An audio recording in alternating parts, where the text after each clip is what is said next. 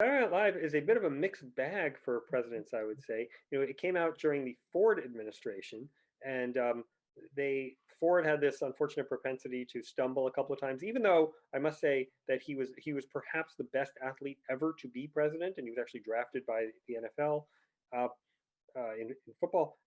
But Ford was relentlessly mocked for his clumsiness and his stumbling. And they asked him to go on Saturday Night Live, and he wisely said no. But his press secretary, Ron Nesson, who was kind of a funny guy, he wasn't a professional comedian, but he was a funny guy, as Washington folks go. And Nesson agreed to go on the show. And one of the Saturday Night Live writers said that she intentionally made the skits as raunchy as possible that night because she knew the president would be watching. So that's not necessarily the thing you kind of want.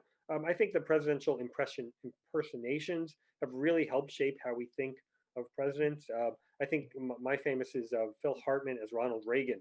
And he plays Ronald Reagan as this completely befuddled guy meeting with Girl Scouts and not knowing what's going on. And then the second the public leaves, he becomes this hard-charging business leader doing complex math in his head and converting currencies and speaking foreign languages and telling everybody what to do and being kind of large and in charge. And I thought that was a great depiction of Reagan.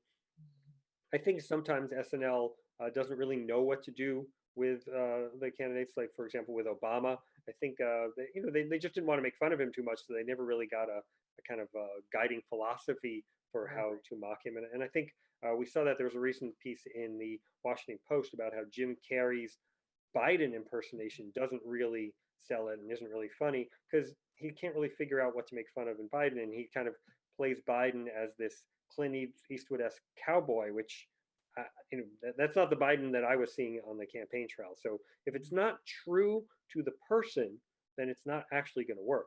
I will say that perhaps the best impersonation on a technical level was Dana Carvey's of George H.W. Bush.